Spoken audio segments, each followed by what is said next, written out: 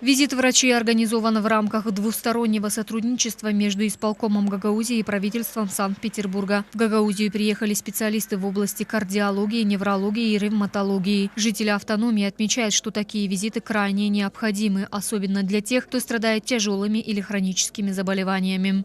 Переехала с племянником, поэтому не знаю, может что-нибудь новое скажет. Ребенок нервный, капризный. Посмотрим, что скажут нам питерские врачи. Люди их ждали, очень много приехали из других сел, поэтому это очень хорошо, что они приехали. Конечно, важно для любого ребенка, для взрослого человека это важно, чтобы шли, они больше знают, больше квалифицированы, более опытные. Нам это очень важно. Вы с какой проблемой обратились? Проблема с ребенком, ножки нервные, не ходит. Вот нет, часть это не работает совсем. Она не ходит совсем. У меня тоже инсульт был, и вот сейчас пришел на консультацию. Посмотрим, что он скажет. Посмотрим, что те там сказали, что сейчас скажут. Вот что. После инсульта пытаюсь встать на ноги.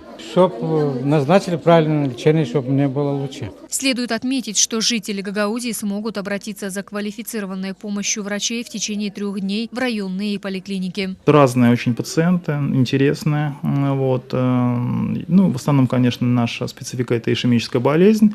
Вот. Второй важный аспект – это гипертоническая болезнь.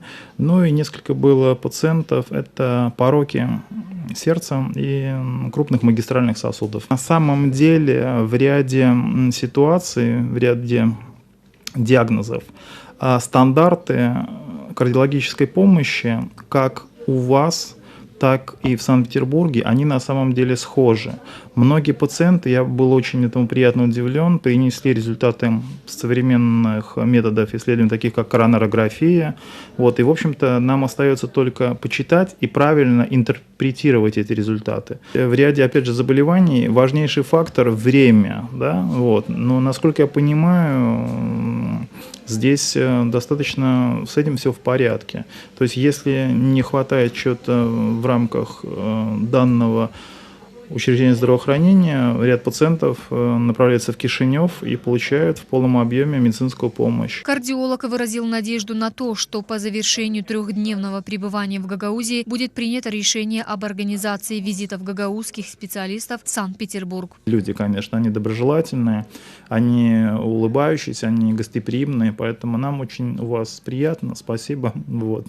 Будем надеяться, что будем встречаться почаще. Визит долго планировался, вот, но наконец-то он в какие-то рамки облачился, скажем так, да. Думаю, уже к концу визита, может быть, вот знаете, что может быть полезно, это, вероятно, какие-то там 4-месячные, может быть, курсы обучения. Вот это, может быть, мы как-то воплотим в какие-то реалии. Вот это было бы очень... Действительно, для ваших специалистов, там, терапевтического профиля, мы бы за 4 месяца могли сделать, ну, не профессионала, но, во всяком случае, такого крепкого терапевта-кардиолога. Предварительная запись на оказание медицинской помощи врачами из Санкт-Петербурга осуществляется в центрах здоровья города Камрата, Чадырлунги и Вулканешты. Специалисты будут принимать пациентов с 9 утра до 16 часов вечера.